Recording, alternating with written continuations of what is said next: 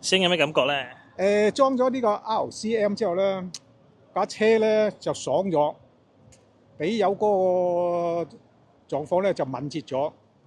最大嗰個特點睇出嚟咧，就直路你一俾油嗰下咧，強勁咗好多，啲力度好似就拉住你去咁樣。呢個同埋收油後仍然有嗰個力度咧，仍然都仲有喺度嘅。咁啊，裝咗呢個 RCM 嗰個都幾理想啊！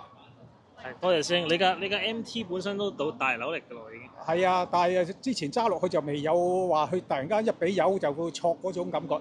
呢個裝咗之後咧，一俾油咧，直頭會拉住你個感覺啊！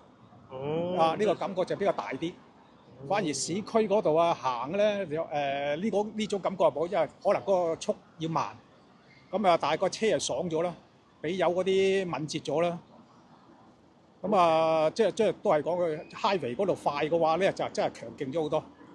啊，係啊，嚟緊慢慢再試下睇下油耗上面。嗰個日後再睇下究竟有幾多啦，慳到。係啊，多謝你啊，師兄。好啦，唔該晒，多謝啦，係香港蚊。